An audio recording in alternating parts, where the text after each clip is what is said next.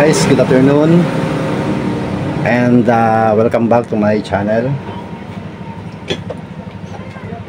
Ito na po yung request nyo, yung ibang nag-suggest na ipakita ko daw yung tutorial nitong ating Scorpion type na DIY kalan. So nung in-upload ko to, dinemo ko lang siya. Hindi po ako nag-tutorial noon. So ngayon papakita ko po sa inyo kung paano po ito ginawa. So hindi ko na po papakita yung mga pagkating-kating nito kasi yari na po siya. So ang papakita ko na lang sa inyo kung saan ikinabit, kung paano siya kinabit. So ito po guys, panoorin niyo.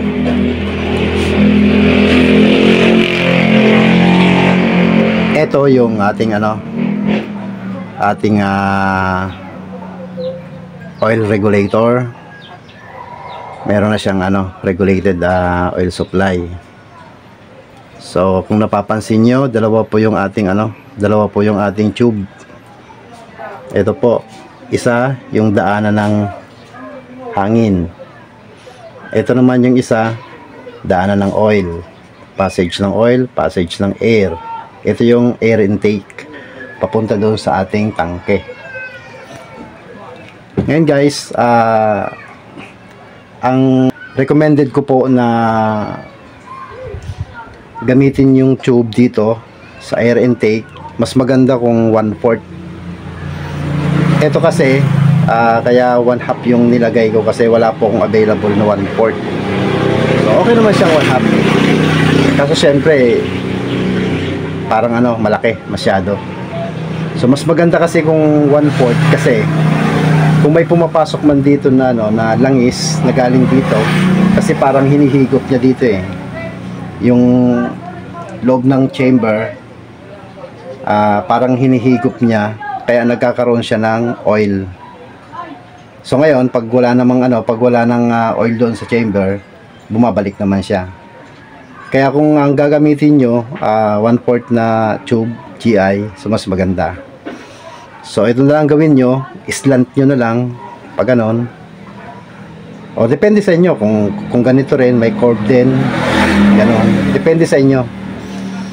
Then yan guys, kung magkakabit kayo nito, dahil ito mas maganda kasi heat resistant to So talagang kahit mainit, kaya nito. Pwede namang halimbawa 1/4 yung ilalagay nyo dito. Pagdating dito sa dulo, maglagay kayo ng 1/2 na threaded para may lagay nyo po to. Ayan, parang maglalagay kayo ng adapter dito. Adapter na na 1/2. Kasi wala pong nabibili ewan ko kung meron to sa sa online na 1/4 na ganitong heat resistant. Karamihan kasi naghanap kasi ako, karamihan nakikita ko mga ganito 1/2. So nasa siya 20 mm yung inner niya. So wala pong mas maliit dito. Kaya kung 1/4 ang ilalagay niyong tube dito, dapat maglagay kayo dito ng adapter para pwedeng mag-cut kayo nung mga threaded, then i-welding nyo doon sa 1/4. Kasi kung gagamit kayo ng reducer, ganun din naman, magwe-welding kayo kasi wala namang tube na 1/4 na may thread na mahaba. So welding nyo na lang siya.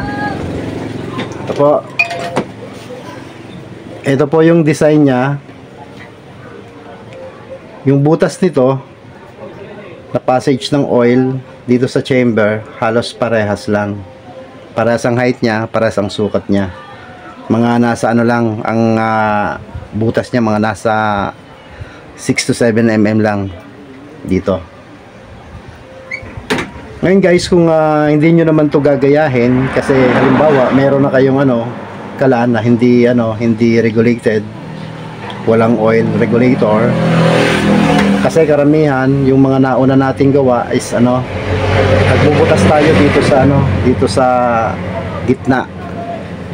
Dito sa gitna nagbubutas tayo para pasukan ng ano, ng tawag diyan, langis. Pwede naman yung guys, gawin nyo kahit patak-patak tulad nung naunang video ko dito, yung tutorial ko na kahit patak-patak pwede po siyang kabitan nito ng para ano, para ma-regulate yung kanyang oil. So wag ka nang magdepende doon sa kung gaano kataas yung itong passage ng oil mo. Ang importante itong air intake. So dapat kung ano kadami yung langis na ilalagay mo, doon mo din ilalagay yung butas ng air intake para doon na siya magle-level yung oil niya. Hindi na dito sa passage ng oil. Kasi ito, labasan lang ito ng oil. Kapag ito natakpan na yung kanyang air intake, so wala nang lalabas dito na oil, wala nang pupunta dun sa chamber kasi mag-automatic shut off ang oil niya. Di ba po? So ganyan po. Ngayon kung ganito naman ang gagayahin nyo, ile-level nyo lang, naka-ano lang siya, nakapantay lang siya yung tube niya. Then maglagay kayo ng ano, ng ball valve, tapos nakakabit dito sa tangke. O, ganun lang po kasimple. Ayan o. O, ganyan lang kasimple yon. Dito na lang kayo magdedepende kung ano yung ilalagay nyong tube. Kapag 1/4, pwedeng ganito rin ang style, or pwede ring slant na lang. Magmula dito, slant na lang. Then, kabitan nyo dito. Tulad ng sinabi ko nga, lalagyan nyo ang dulo ng ganitong threaded para mailagay nyo po to. Yan, para maikabit nyo dyan. Then maikabit nyo dito sa pinaka inlet ng kanyang tangke. Tama po ba? So, ganun po kasimple yan guys. So, napaka basic lang po nito. So, ito po yung sekreto nyan. Actually, hindi naman sekreto kasi basic na basic lang talaga eh. So naglagay ka lang ng air intake, then naglagay ka dito ng ng 1/2 para may kabit to na 1/2 na na heat resistant na na hose. Then yun, kakabit mo doon sa dulo. Okay na po yun. Ngayon kung patak-patak naman siya, wala pong problema. Kahit po saan yung butas nung passage ng oil nyo, walang problema yan kung patak-patak. Kahit naman ganito, kahit hindi nyo i-level dito, walang problema yan. Ang importante lang, yung air intake nyo, yun ang dapat susundin nyo kung anong level ng oil na ilalagay nyo sa chamber. Halimbawa 10 cm yung height nya from flooring, dapat yung butas niya, yung pinaka-top ng butas niya nasa 10 cm lang para doon lang talaga magle-level yung kanyang oil. So okay po. So maliwanag na po dito sa ating oil regulator na may regulated oil supply. So ito po guys, kasi may nagsasuggest na ipakita ko daw yung tutorial nito. So ito po ngayon, pinapakita ko na po. So napakasimple lang po nito, basic na basic po yan. Passage ng oil, then may ball valve, kinabitan ko papunta sa tangke. Then itong air intake, dahil nga wala po akong 1/4 na tube, so naglagay ako ng 1/4 dito, then kinorb ko, then tinap ko dito sa ating demedya na tubo para may lagay ko po to. So bahala na kayo kung ano ilalagay nyo, kung 1/4 na tubo or ganito rin. So kasi kung 1/4, maglalagay kayo ng 1/2 dito para may kabit nyo to. So okay po.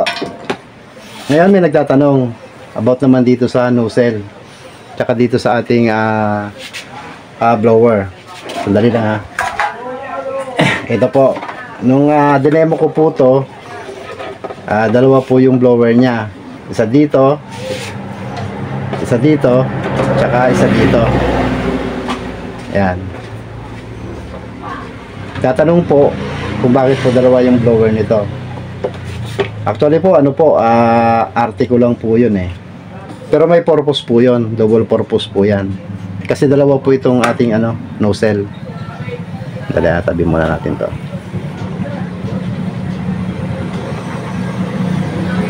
Ito pong nozzle ko, dalawa po to. Isang de media nasa ilalim, then uno nasa ibabaw. Ito pong nakatap, itong nasa top na to.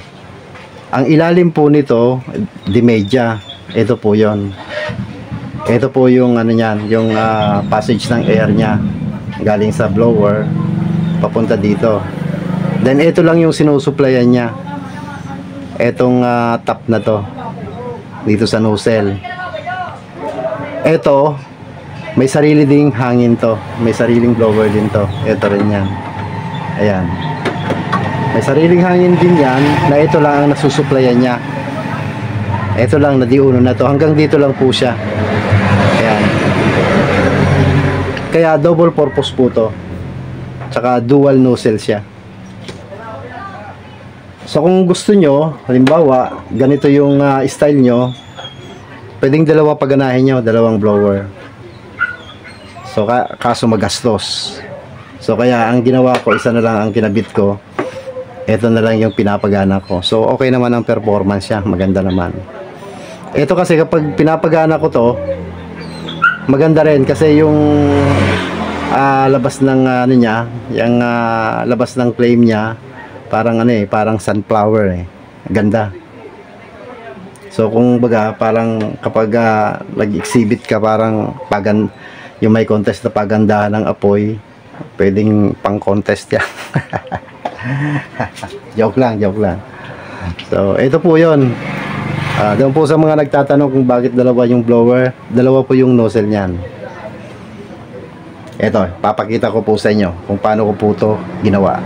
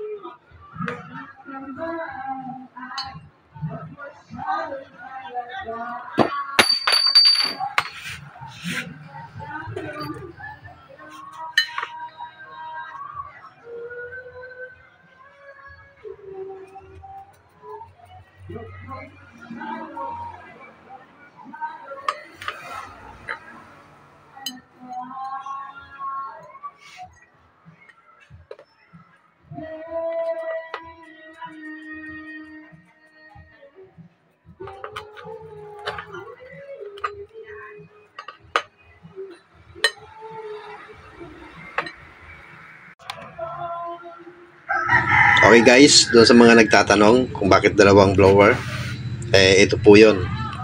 Dalawa po yung ating nozzle, built-in po siya. So yan po, kaya ganun po siya. Guys, experiment ko lang po ito. So kung hindi naman karapat dapat gayahin kasi mahirap gawin. So bahala na po kayo, basta pinapakita ko lang po na ganito po yung aking design doon sa dalawang blower. Okay po. Guys, ipapakita ko po sa inyo yung ating dalawang nozzle at dalawang blower at dalawang controller. Ito po yung kanyang performance.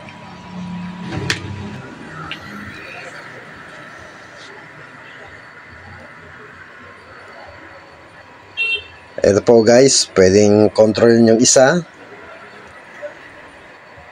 pwedeng tanggalin yung nasa top ng nozzle nya. Ayan po siya. So nawawala po siya. Sorry. Then ayan, pwede mo siyang ibalik. Palalakasan mo lang yung kanyang controller. So ayan po guys. Parang parang sunflower Yan po yung purpose ng dalawang nozzle tsaka dalawang controller and dalawang blower. So pang lang po siya, pang household lang po. So ayan. So malilit lang po yung butas niyan, kaya hindi masyadong malakas yung yung buga ng apoy. Pambahay lang talaga. So yan po yung yan po yung function ng dalawang nozzle, dalawang blower. So na-adjust po yung nasa top ng nozzle niya, yung kanyang flame. Yan po yun guys. Kaya dalawa yung nozzle niyan. So okay po, malinaw na po doon sa mga nagtatanong. So sana naintindihan nyo o sana nakuha nyo kung ano yung ating style na to. Ito yung kala na to, kung tawagin ko to, scorpion type. Kasi parang scorpion siya Ito nga pala guys, ito natatanggal to. Kasi ano po to halos nadidetach po to Yung tangke, yung ball valve, tsaka ito, ayan, nadidetach to. Ito po, natatanggal po to. Ganito po yan.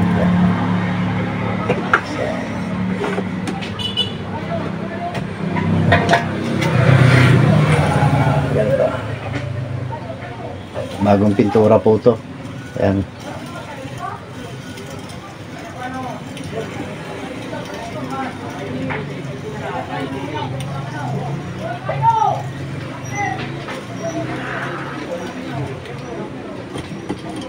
Ito po guys, ito po yon. Ito yung Dimedya. Nilagyan ko ng 3/4 dito na threaded para may thread ko dito kasi 3/4 po yan 3/4, 1/2, then 1. Ayan po, pinasok ko po yan dito. Binutasan ko to, then pinasok ko doon. Then wineldingan ko dito para walang singaw. Ayan. Yan po siya, parang martilyo lang po. Pamukpok pwedeng pwedeng pamukpok Ayan. Di ba? Alam mo, martilyo Ayan. Ito yung lakyan para hindi siya gumagalaw kasi detachable siya Ayan. Alam nyo guys, itong ating itong aking kala na to, ginamit to ng anak ko sa sa kanilang research grouping sila ito yung ginamit nila sa research kasi yun nga yung nag-automatic yung kanyang oil niya. Ang problema guys kasi nakursunadahan na to gusto nang bilhin. So ang problema, wala nang magagamit yung anak ko kasi hindi pa tapos yung kanilang research So na problema ako, siguro sabi ko gagawa ulit ako ng ganito. Ganitong style kasi ganito yung naka-drawing na sa kanila. So mahirap naman kung hindi ko gawan. Tsaka ito naman nakursunadahan naman to, so ibibigay ko na. So sayang din, so para makabili ng pyesa ulit. Ayan po guys, oh. So ayan, ganyan po siya. Then ito naman, ganyan siya. Yan. Then ipihit ko ng konti. Yun, okay na. So ayan na po ang kanyang ayan na po ang kanyang hitsura. Ayan. So maglalagay na lang ako dito ng lock.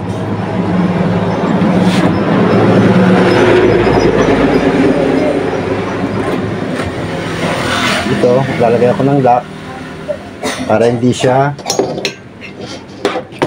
gumagalaw. Ayan. Then ito po,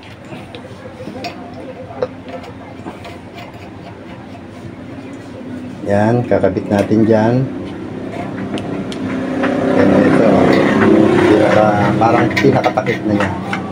Yan.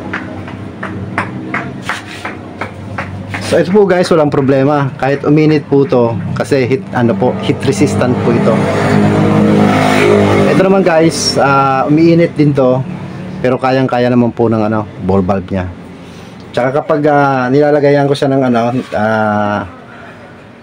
nilalagyan ko ng ng blower. Ang blower po is nakaganyan siya, oh. Para yung hangin niya na lumalabas dito, kasi may hangin to na lumalabas dito sa labas. Nakatutok dito.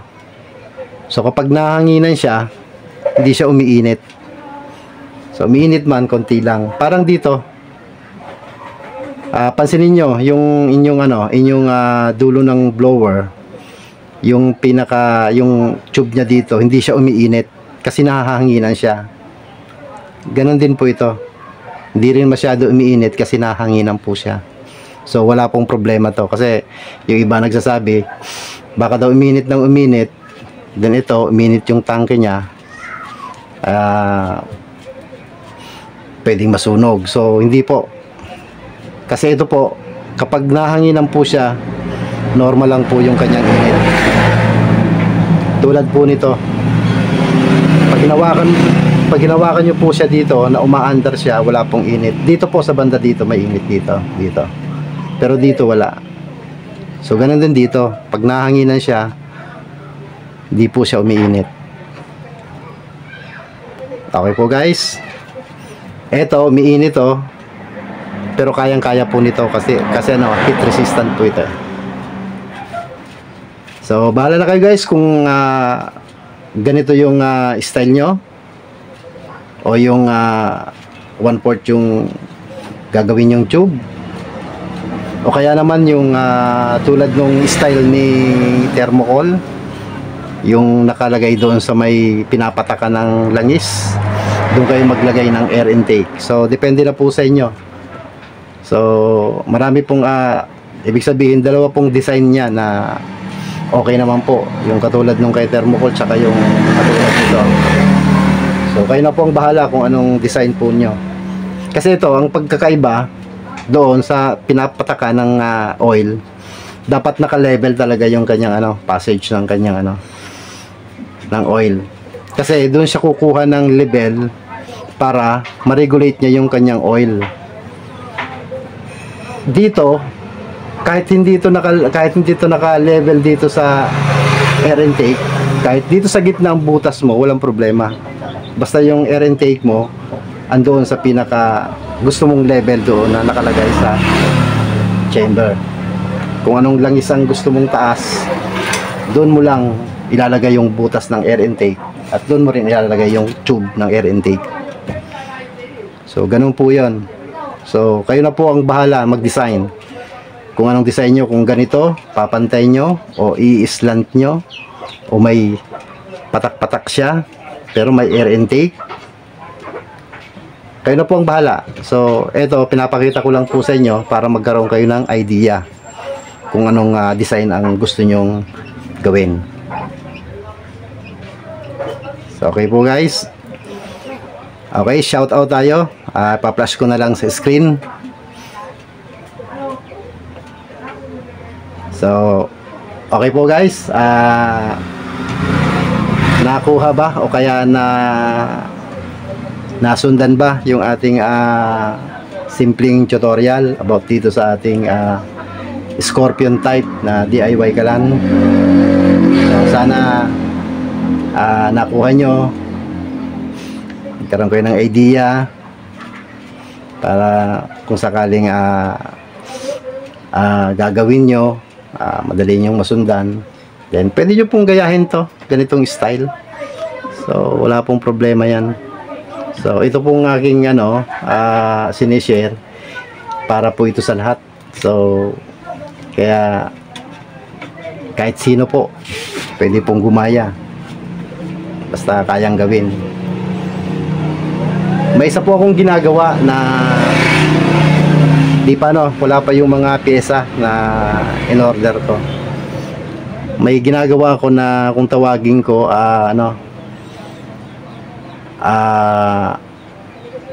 oil regulator assembly with oil tank. So ito yung gagawin ko, yung naka-assemble na siya, then ilalagay nyo na lang sa chamber. So tetread nyo na lang. Yun po yung ginagawa ko ngayon, pero dahil hindi pa dumarating yung iba kong pyesa, so hindi ko pa matapos-tapos. So next na video ko siguro, yun na mo po yung ipapakita ko sa inyo, ide-demo ko sa inyo. So ngayon po, ito pong ating Scorpion type na DIY kalan. So pinapakita ko po kung paano ko po ginawa to, kung saan ko po kinabit yung air intake, kung paano po siya gumagana. So malinaw po na sana nakuha nyo, nasundan nyo po. So maraming salamat po, lalo na po sa mga napadaan dito sa channel ko. Kung bago ka pa lang po sa channel ko, please subscribe my channel. Then paki-hit na rin ang notification bell. Then pwede nyo pong i-share para maraming makaalam. So maraming salamat po at sa lahat ng mga subscriber ko. So shout out po sa inyong lahat. And again, magandang hapon and God bless. So bye bye.